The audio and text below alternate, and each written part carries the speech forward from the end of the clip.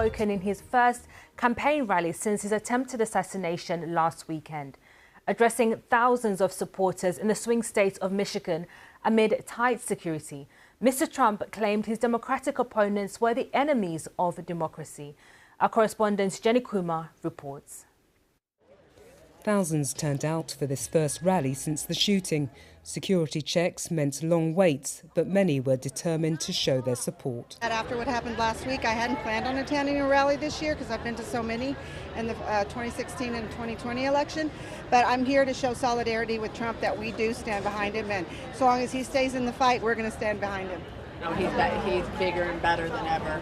No, we love him, and I think he really gelled the country, brought us together. A few days ago, after his near-death experience, Donald Trump called for unity in the country. Yet, within minutes of speaking at the rally, he attacked his rival. But what they do is misinformation and disinformation, and they keep saying, he's a threat to democracy. I'm saying, what the hell did I do for democracy? Last week, I took a bullet for democracy. What did I do against democracy? It felt like a pop concert. The former president continued to sing the old songs, attacking the media, migrants and Joe Biden. The crowd cheered. His vice president pick warmed the audience up, speaking for the first time as Donald Trump's running mate at a rally. Trail, but there's some bad news, actually. The vice president, Kamala Harris, she doesn't like me.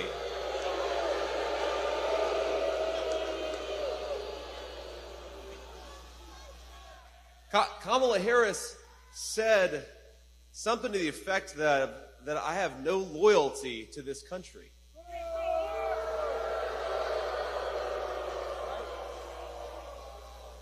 Well, I don't know, Kamala. I did serve in the United States Marine Corps and build a business. What the hell have you done other than collect a check? J.D. Vance is seen as someone who can help his party win crucial working-class votes here and in other key battleground states. Donald Trump won in Michigan in 2016, but it flipped back to Joe Biden in 2020. The Republicans say their party is the most united it's been for decades, and they say that contrasts with the Democrats as questions continue over the future of Joe Biden in the presidential race. Nearly 36 Democrats have called for Mr. Biden to withdraw.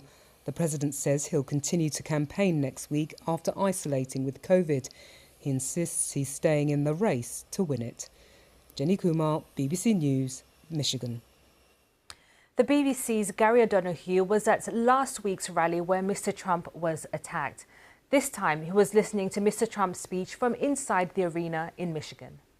Nearly 2 hours on his feet, Donald Trump is back on the election campaign trail, attacking migrants, attacking the media, attacking Joe Biden for the way he walks, for the way he talks, attacking his IQ. The crowd responded with huge cheers, practically every sentence. Thousands were left outside. If you expected unity to come after that assassination attempt, then you'll be waiting a long time, because Donald Trump is singing the old songs and his supporters love it. This will be a moment that Democrats will worry about. They remain divided. They remain unsure about Joe Biden as their candidate. And while they're that, they can't take on Donald Trump and the juggernaut of his campaign.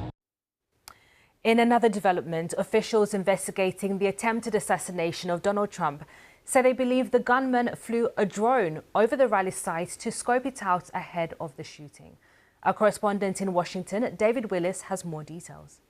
Reports here suggest that shortly before 20-year-old Thomas Crooks was able to open fire on that rally being addressed by Donald Trump, he may indeed have surveyed the area from the sky. Reports suggest that officials found in his car, as well as a bulletproof vest, 2 explosive devices and 3 fully loaded magazines, a drone which they believe could have been used to help him select the spot from which he subsequently opened fire. Now, if true, this represents an extraordinary security lapse on the part of the US Secret Service, which apparently became suspicious of Thomas Crooks about an hour before the assassination attempt took place, only to lose him in the crowd. Now, unconfirmed reports here also suggest that Thomas Crooks visited the site of the attempted assassination at least once before that rally took place. Now, a search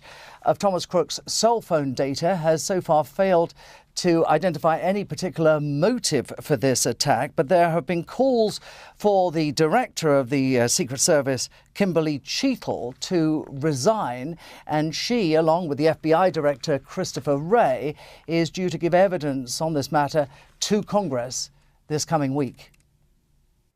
That was David Willis reporting there.